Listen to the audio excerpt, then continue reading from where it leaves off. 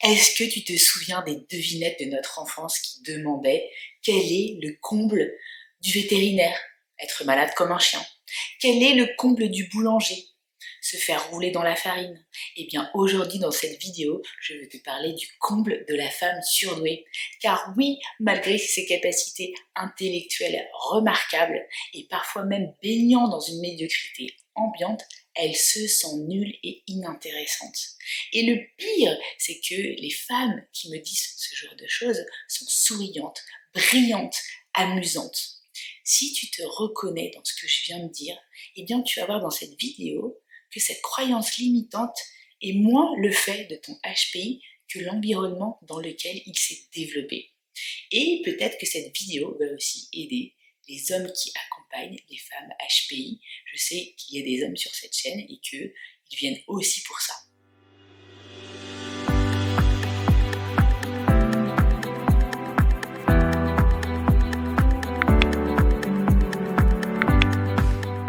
Je m'appelle Sandrine, je suis coach et hypnothérapeute et j'accompagne les femmes à haut potentiel, multipotentiel et ou hypersensibles sur le chemin de la révélation de leur potentiel.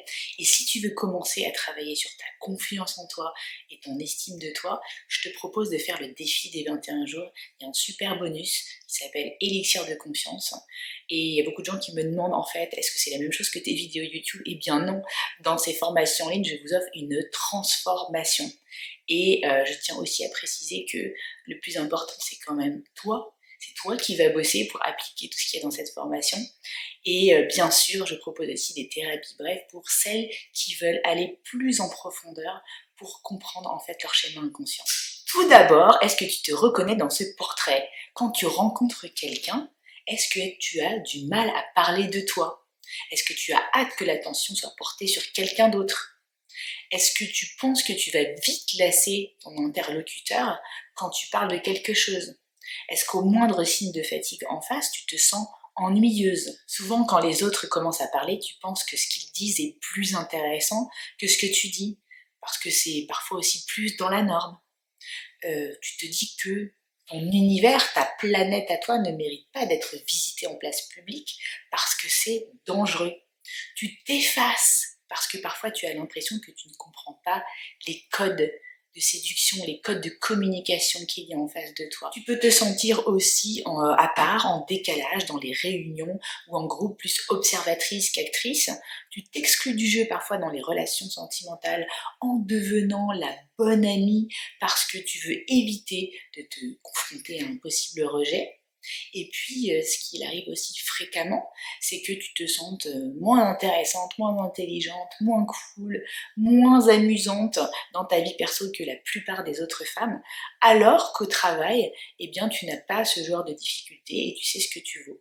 Et pourtant, parfois, ça bouillonne à l'intérieur, tu aurais plein de choses à dire, mais tu préfères rester dans l'ombre et tu t'enfermes dans le rôle de la nana qui n'a rien à raconter plutôt que d'être mal à l'aise. Et je te comprends parce que je l'ai déjà vécu. Et maintenant, je vais te donner 3 pistes pour aller explorer d'où ça vient. En fait, c'est multifactoriel, mais il y a un énorme poids de ce que tu as vécu en tant qu'enfant. Donc la première piste, c'est d'aller explorer ton enfance et ton éducation. Si tu vis ça, c'est sûrement que tu as été un enfant de parents immatures ou d'adultes immatures autour de toi. Ben oui, parce qu'en fait, le sentiment d'inaptitude ou d'infériorité ou le sentiment de sécurité, eh bien, ça commence très tôt dans l'enfance. Si tu y regardes de près, en fait, ce sentiment d'infériorité, il est sûrement familier au sein de ta famille, des adultes qui avaient à l'époque dans ton entourage. C'est le cas, par exemple, d'un parent inquiet qui ressent un sentiment d'infériorité. Eh bien, en fait, s'il n'a pas pris conscience, en fait, de ce sentiment d'infériorité, s'il n'a pas fait un travail d'introspection sur lui, comme c'est le cas de beaucoup de parents, voilà, de la génération de mes parents, eh bien, il va utiliser l'enfant comme une surface de projection à ce malaise. Et il va penser, si je me sens inférieur, en fait, c'est lié à une cause extérieure à moi. Concrètement, comment ça se passe au quotidien? Eh bien, le parent corrige son enfant comme un mécanisme de défense inconscient pour se protéger et il ne se rend pas compte qu'il peut détruire son enfant comme ça. Et ma question pour toi aujourd'hui, hyper importante, c'est comment tes parents réagissaient lorsque tu partageais quelque chose, lorsque tu partageais une opinion, une découverte, je sais pas, ton enthousiasme sur quelque chose. Est-ce qu'ils réagissaient par ignorance ou évitement? Qu'est-ce que tu veux que ça me fasse que tu partages? Là, c'est même à la limite de la perversion, et là, tu peux reconnaître aussi le style d'attachement évitant de la théorie de l'attachement de Bowlby.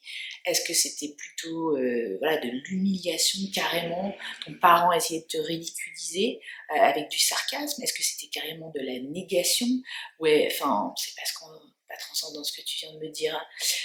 Ou encore, est-ce que c'était pas d'encouragement du tout? Est-ce que c'était de la limitation au point qu'ils te disent, ben oui, enfin c'est gentil, mais bon, ça casse pas trois pattes à un canard, puis t'as encore beaucoup de choses à apprendre, ça peut être mieux, enfin c'est mieux pour la prochaine fois. Ou encore, ce parent peut avoir eu le besoin de diminuer ta joie parce que c'est quelque chose qu'il ne supportait pas. Réfléchis à tout ce que tu as pu entendre lorsque tu étais petite et que tu partageais quelque chose. Rappelle-toi aussi du rapport que tu avais avec des professeurs ou des figures d'autorité fortes, ces personnes en qui tu avais 100% confiance. Quel impact elles ont eu sur toi à ce moment-là? Et tu vas peut-être te rendre compte que tu as créé des ancrages négatifs. Mais je peux te dire que le fait d'en prendre conscience, c'est déjà 50% du job. Et à l'âge adulte, tu vas aussi peut-être te rendre compte que tu as créé en fait des contrats de loyauté inconsciente avec des schémas familiaux qui inhibent totalement ton potentiel. Et c'est vraiment pour toi aujourd'hui, je pense, le moment de t'en rendre compte ou de faire un travail sur toi. Car en fait, tu te rends compte que dès que tu veux craquer ces contrats de loyauté inconsciente, et bien en fait, tu renies d'une certaine manière ta famille en le faisant.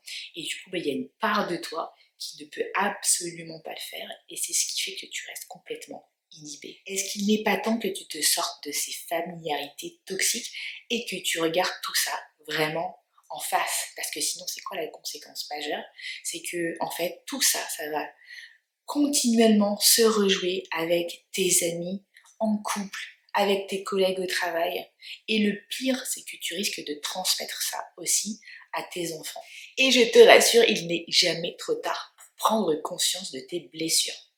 Maintenant, la deuxième explication a plus trait avec le HPI, la multipotentialité, c'est le fait que tu places la barre très très haut et que tu es super exigeante avec toi-même.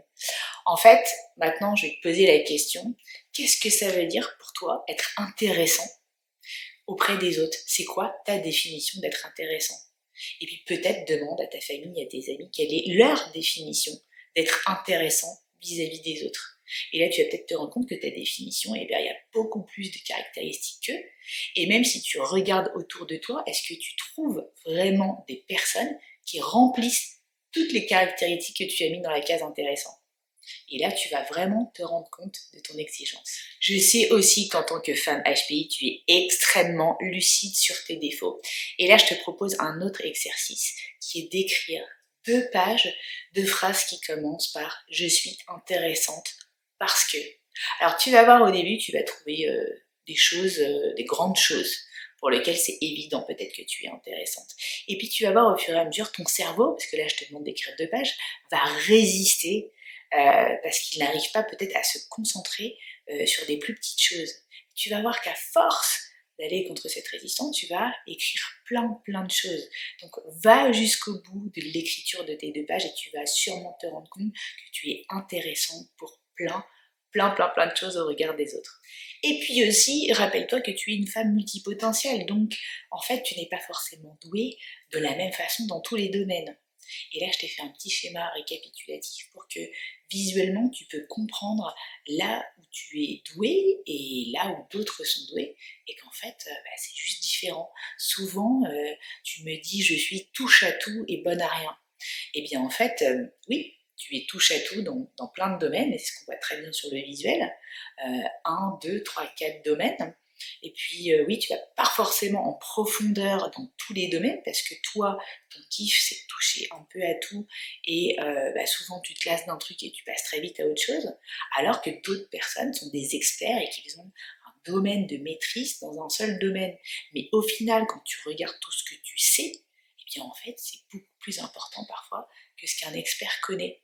Donc, je t'en prie, enlève tes complexes. Et parfois aussi avant, eh bien, je me retrouvais vraiment complexée par rapport à des profils de HP laminaires sur des sujets scientifiques pointus, notamment voilà, avec beaucoup de mathématiques. Je me disais, mais en fait, moi j'ai pas beaucoup de choses à dire par rapport à ces sujets-là. Mais moi, ce que j'adore en fait, c'est la profondeur des sentiments et de la psyché humaine. Donc, c'est pas forcément des sujets spécifiques mathématiques ou scientifiques. Et bien du coup, je pensais que c'était moins intéressant. Mais pas du tout. Alors après, parfois, on peut se dire, bah oui, ça va être pesant de parler de la profondeur des sentiments avec les autres, qui aiment bien les small talk, les petites discussions. Oui, bah l'idée, c'est vraiment d'assumer qui tu es, de comprendre que ce qui fait aujourd'hui qui tu es, c'est ta différence. Et d'inviter les gens à venir apprécier cette différence. Ce qui est intéressant, c'est ta singularité et ce n'est pas une question uniquement de savoir, d'infériorité ou de supériorité. Et troisième explication, tu te compares trop aux autres.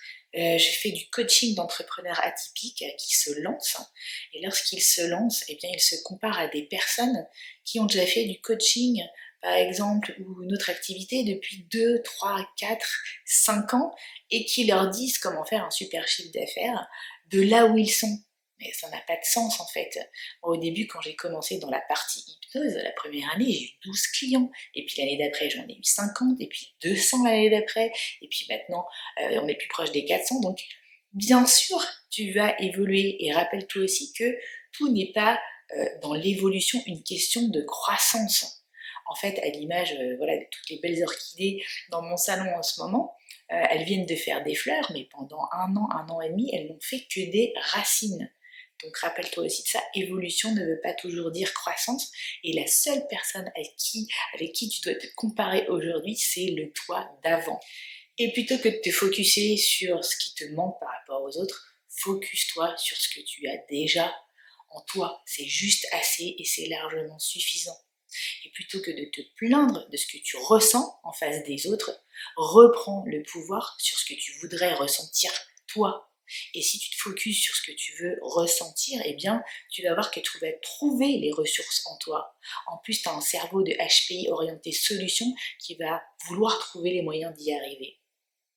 Donc, si tu as besoin aussi d'un coup de pouce, je suis là. N'hésite pas à remplir le questionnaire besoin d'aide sous la vidéo.